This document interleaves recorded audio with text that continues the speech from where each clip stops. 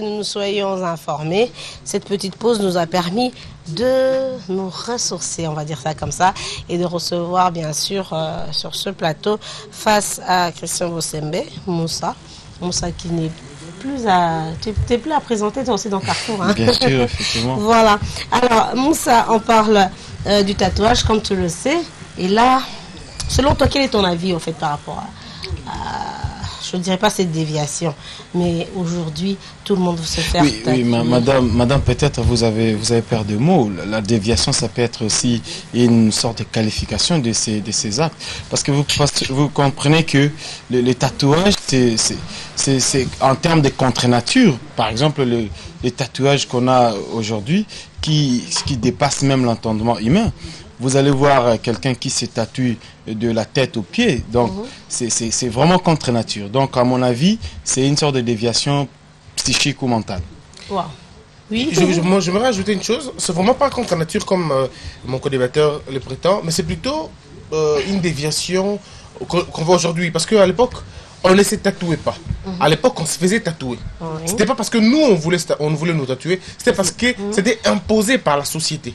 Les esclaves étaient tatoués comme les esclaves. Voyez-vous, le soldat ou alors le prisonnier, pardon, était tatoué pour marquer que c'était des prisonniers. Mais aujourd'hui, ce sont des hommes libres qui se font tatouer eux-mêmes. Et ils le font pourquoi? Comme on l'a dit, pour des besoins d'être beau, pour des besoins d'apparaître, pour des besoins de séduction. Pourquoi on veut séduire? On veut séduire parce qu'on pense que les capacités de séduction que nous avons naturellement ne suffisent plus. Pourtant, l'être humain a des capacités de séduction dépassant l'artificiel.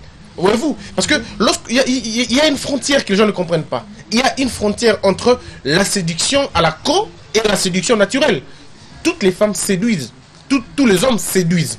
Voyez-vous? Mais lorsque vous dépassez les bornes, parce que en étant habillé ou pas, vous séduisez. Mais maintenant, lorsque vous vous déshabillez pour séduire, alors là, vous êtes dans l'impudicité. Dans le sens où c'est impudique. Voyez-vous? Donc là, vous avez violé la pudeur. Madame, alors que la pudeur, c'est relative dans certaines sociétés. Ça dépend d'une société à une autre. Mais dans le contexte actuel du tatouage, nous sortons du contexte naturel. C'est-à-dire des raisons de prisonniers, des raisons de culture. Ça n'a plus rien à voir. Aujourd'hui, c'est maintenant pour faire plaisir, pour plaire, pour séduire. Oui, oui, je voudrais juste te dire que pour séduire, moi je pense que soit pour dans les temps anciens où nos mamans, dans certaines cultures ici en Afrique, au Congo, où on s'est tatoué de visage, on dessinait. Oui, c'est juste, c'était pour la beauté. Mais aujourd'hui, on regrette, comme on dit, autre temps, autre mœurs. Ce genre de tatouage était considéré comme étant un élément de la beauté surtout féminine. Mais aujourd'hui, malheureusement, il y a une sorte de déviation. Je continue à dire que c'est une déviation parce que l'idéal pourrait être bien, n'est-ce pas? Mais lorsque les esprits mauvais, les mondains ont récupéré la chose, ont commencé à utiliser ça de manière aussi abusive. Il y a une sorte, moi je pense que c'est vraiment un dépassement même de l'imagination humaine. Oui. Alors, puisqu'on va ouvrir une petite brèche, je sais que vous êtes quand même... pas pasteur, pas imam, mais vous y connaissez quand même dans le spirituel. C'est vrai que tout a une signification. Tous les signes, tous les dessins ont des significations. Mais êtes-vous d'avis que si on doit surtout s'atteler au verset que nous a donné Bosembe, Deutéronome 14 et Lévitique 19. Voilà. Si nous devons nous atteler à ça, êtes-vous d'avis que les tatouages ouvrent des portes aux esprits mauvais, Moussa? Mais naturellement, lorsque déjà vous dessinez dans le corps le signe, ou soit de imagination, c'est une sorte d'idolâtrie également, n'est-ce pas? Non, mais on sait que dans les temps anciens, permets-moi de t'interrompre, dans les temps anciens, des marins européens, pour éviter de se faire flageller, se faisaient tatouer des crucifix au dos. Oui. Simplement pour éviter, parce que en fait, on évitait de faire, je dirais, des lacérations sur une effigie. On appelle ça aussi à l'époque la scarification. Mais c'est aussi ça l'essence spirituelle de la chose. Nous sommes dans deux camps. soit nous appartenons dans le bon camp, soit dans le mauvais. Alors ceux qui sont dans le bon camp peuvent se tatouer, disons, le bon. Non mais écoute, la croix, le crucifix peut être utilisé dans le bon comme dans le mauvais. Oui, comme la colombe peut être utilisée par le diable. Oui. Voilà. Le plus important, ce n'est pas l'insigne que l'on met, mais le plus important, c'est les contenus qu'on donne à cet insigne-là. Le christianisme défend tout tatouage. Il défend. Le christianisme le défend. Mais le bouddhisme ne défend pas. En fait, les bouddhistes, d'ailleurs, les grands maîtres du bouddhisme ont des tatouages. Si vous allez en Inde, vous allez trouver quelqu'un qu'on appelle, je crois, Shiroki ou quelque chose comme ça. Il en a. Dans sa doctrine, il faut avoir des tatouages pour vous marquer, pour vous dire que vous êtes ce que vous êtes. Aujourd'hui, regardez les tatouages, bien que ça sorte du contexte du tatouage, mais c'est plutôt dans les contextes de signes. Tous les maçons ont leurs petits signes. Voyez-vous? Donc, s'ils étaient nus, ils auraient des tatouages. Mais comme ils ont des vêtements, et on marche avec des vêtements, ils doivent avoir ces insignes-là pour marquer qu'ils sont maçons. Voyez-vous? Si vous voulez rencontrer un bouddhiste ou vous voulez rencontrer un moine, vous allez les remarquer par son habillement, par son accoutrement, vous comprendrez que c'est un moine. Et les tatouages avaient cette forme-là, parce qu'à l'époque, on n'avait pas encore des habits. On n'était pas couverts. Aujourd'hui, les gens le font soit parce qu'il a vu, comme a dit Christian, parce qu'il a vu ce dessin et que comme ça, et ça l'a innocemment, ou encore parce que, je sais pas, il veut se faire tatouer. Madame Bibi. Donc, innocemment, quelqu'un qui se fait tatouer innocemment, sans, tu vois, les marins européens dont j'ai donné l'exemple, ils étaient conscients. Avec ce crucifix tatoué sur mon dos, je ne me ferai pas flageller. Tandis qu'aujourd'hui, quelqu'un ne sait pas, par exemple, pourquoi un Japonais se ferait tatouer un drapeau, qui va se faire tatouer. Est-ce qu'inconsciemment, il a ouvert une porte? Madame, on dit mon peuple périt par manque de connaissances. Vous savez, lorsque vous ignorez quelque chose, ne l'utilisez pas. C'est comme lorsqu'on prie. Lorsque vous priez Dieu et vous ne connaissez pas ce Dieu, peut-être vous priez l'idole ou soit un arbre. C'est ça là où se pose le problème. Le problème, ce n'est pas dans la connaissance ou dans les signes. Les signes, c'est vrai, il y a des signes qu'on a déjà définis que ce sont des signes diaboliques ou des signes utilisés par les diables. Ces signes-là, si vous récupérez ces signes et vous le faites tatouer, par exemple, par le bras ou dans la torse, vous allez donner déjà ce qu'on appelle une porte d'entrée au diable, parce que tout signe contraire à c'est-à-dire ce qui n'est pas de Dieu ou ce qui n'est pas divin, il ne faut pas le récupérer pour... Comment savoir alors divin ou pas divin? C'est ça le problème. C'est pourquoi il ne faut pas utiliser des signes dans même les noms, n'est-ce pas? Même les noms, vous tatouez avec des noms, vous donnez n'importe quelle image ou... Non, attends. On dit Dieu a créé le ciel et la terre. Je me fais tatouer d'une étoile, par exemple. Non, et moi je vais donner... J'ai ouvert la porte à quel... Je vais faire une nuance là. Tout ce que nous avons sur terre a un esprit. Il n'y a rien que puisse ne pas avoir un esprit. Et lorsque vous marquez quelque chose dans votre corps, vous attirez les esprits de cette chose-là dans vous. Je ne peux pas comprendre, je ne peux pas connaître les esprits de tout ce qui existe sur terre. Mais rassurez-vous que tout ce que nous sommes, nous avons des signes et des esprits qui nous accompagnent. Savez-vous aujourd'hui que si on vous appelle, la majorité, les études ont prouvé que ceux qui portent le nom de Ndambouté par exemple, ceux qui portent le nom de Abel Rabelaka, ceux qui portent le nom de par exemple, Tabou, Matesso, voilà, des noms comme ça, ont tendance à subir les conséquences de ces noms-là. Ce qui veut dire, chaque nom a un esprit et chaque insigne a un esprit. Alors vous devez plutôt, madame, faire un effort de savoir ce que vous voulez faire. Si vous mettez la fleur dans votre corps, la fleur a un esprit. Éphémère. La fleur signifie l'éphémère. La fleur signifie une beauté qui ne dure pas. La fleur signifie la forme et non le fond. Si vous mettez de l'eau, rassurez-vous que l'eau c'est l'élément le plus altruiste dans le monde. L'eau est le seul élément qui permet de se salir pour nettoyer l'autre. Oui, mais c'est aussi le plus grand monde spirituellement. Alors, donc c'est pour dire que lorsque vous mettez de l'eau dans votre corps, ou vous tatouez de l'eau, vous risquez d'attirer vers vous toutes les forces de l'eau. Et aucun corps humain ne peut supporter la force de l'eau. Vous allez finalement être envahi par des esprits, troublé par des choses. Et ce que je dis, c'est prouvé. C'est vrai, le sceptisme nous envoie à tout refuser et à tout dire, ben moi je n'ai pas fait ça comme ça. Mais on s'attire des choses. Que chacun s'interroge en disant, depuis que je me suis tatoué ça, quels sont les événements qui me sont arrivés que je n'avais pas vu avant les tatouages? Il faut toujours faire cette sorte d'intro. Vous n'appartenez pas dans une quelconque loge. Vous n'appartenez pas dans une secte. Vous n'appartenez pas dans un coin ou dans une doctrine ou dans une, je sais pas moi, formation spirituelle ou quoi. Mais vous tatouez le dragon, le chien, une bière, vous vous tatouez la flèche, une arme. Mais vous pensez que c'est innocent. C'est vous qui êtes innocent, mais pas ça. Et ça va produire des faits parce que vous l'avez marqué dans votre corps. Mais cela ne veut pas dire de ne pas en avoir. Je ne suis pas en train de dire que ceux qui en ont sont maudits ou pas. Non. Seulement je dis, moi, la différence c'est que j'accepte les tatouages, mais que ça soit pour des besoins scéniques ou pour des besoins d'apparition. Mais on peut puisque c'est comprendre. indélébile, bon. Mais pas indélébile. Et puis, imaginez, vous êtes avec une femme.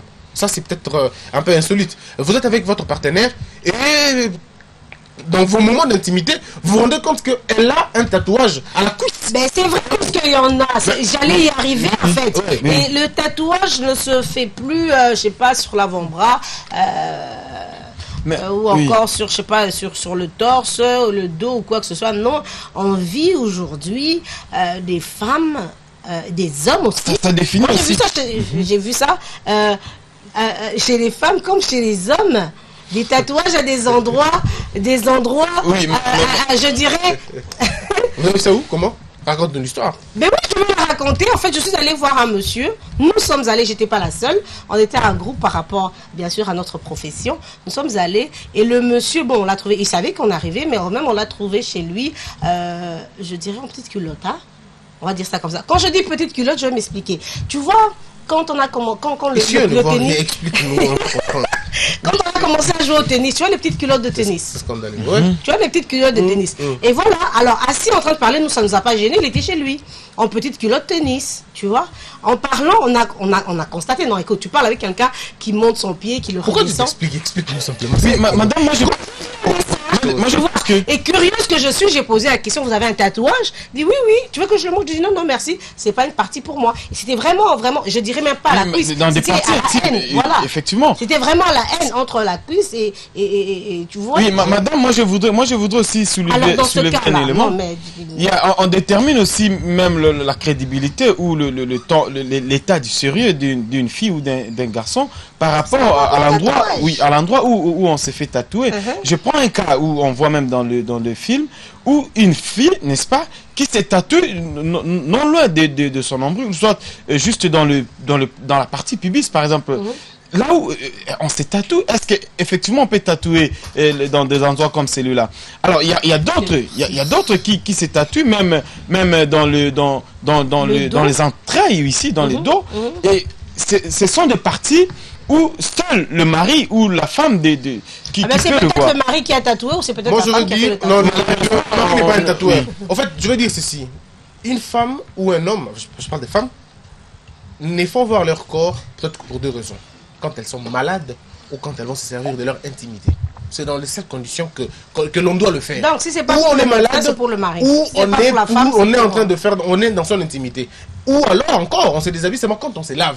Mais aujourd'hui, les femmes se déshabillent même pour n'importe quoi. Oh. Mais je vous dis, non, mais je suis effectivement. la seule femme sur ce plateau.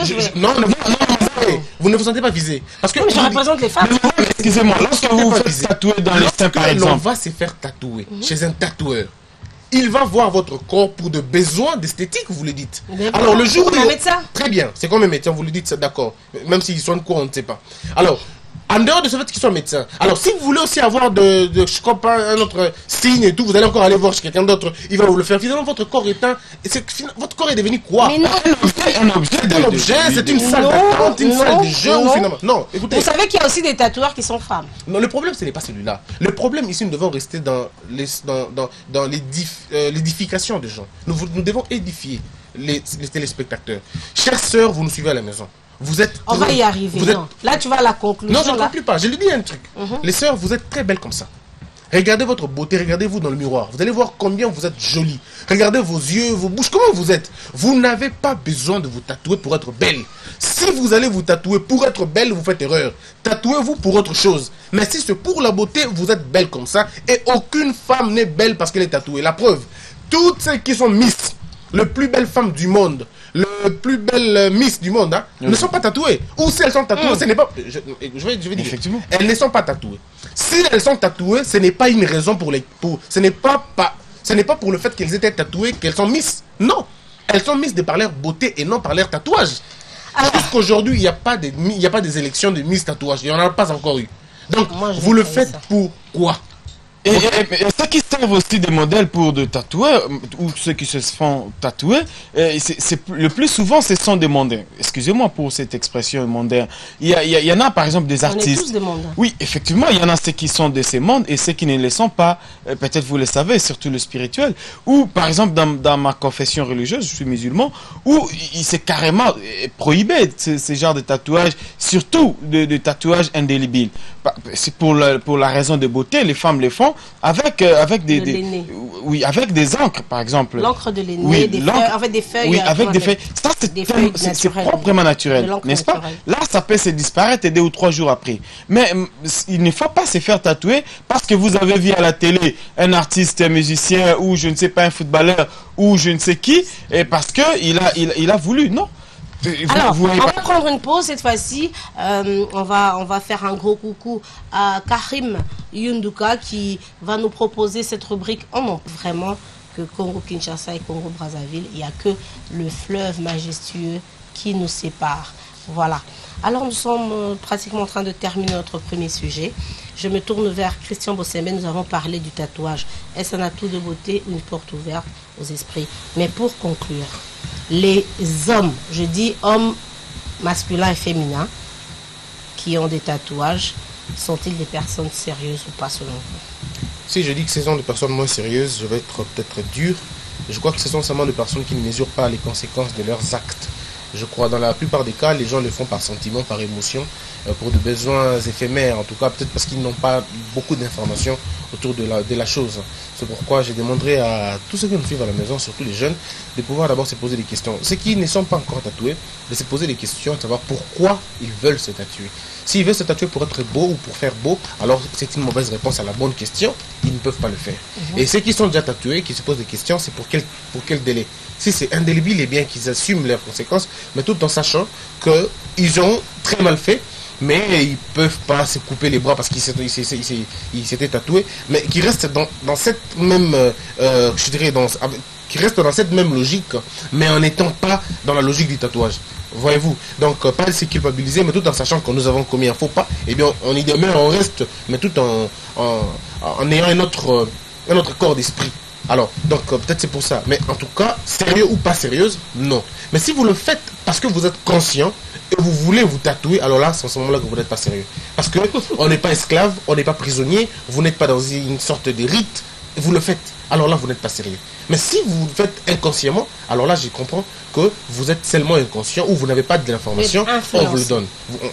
Vous êtes instable. Voilà. Mais si vous le faites parce que vous êtes conscient et que vous n'êtes ni quelqu'un de loge, ni d'une, comment on appelle ça, des doctrines spirituelles, si vous le faites dans les cadres de plaisir et encore tout en sachant que vous n'appartenez dans aucune catégorie des choses que je viens de citer tout à l'heure, c'est en ce moment-là que vous allez me permettre de dire que vous êtes moins sérieux. Et moins sérieux, ce n'est pas éternel. On peut arrêter d'être moins sérieux. Et si arrêtez d'être moins sérieux. Voilà, tout en sachant. Moi, je ne fais pas de tatouage, je ne suis pas en tout cas vilain, tout vilain. Mais j'ai pas de tatouage. Je peux maintenant parler? Ouais, merci. On sent vraiment que tu es payé pour parler. Exact. Voilà. Alors, j'étais donc en train de dire tout en sachant, bien sûr, que tout ce qui est étranger au corps, si pas aujourd'hui, si pas demain, après-demain sûrement, aura des effets, pas très bons, des effets qui peuvent amener des maladies graves, des maladies incurables. Nous étions donc en train de parler là avec Christian Bossembe et Moussa. Excuse-moi Moussa, je suis congolaise, mais Rala. Chirala. C'est bien dit, hein? J'ai pas prononcé. Hein? C'est resté quoi, Chirala. Voilà. Moussa Chirala et Christian Bossembe étaient avec nous sur ce plateau pour bien sûr essayer un peu d'approfondir ce sujet sur le tatouage par rapport à tous ces jeunes qui veulent le faire. Et donc nous mettons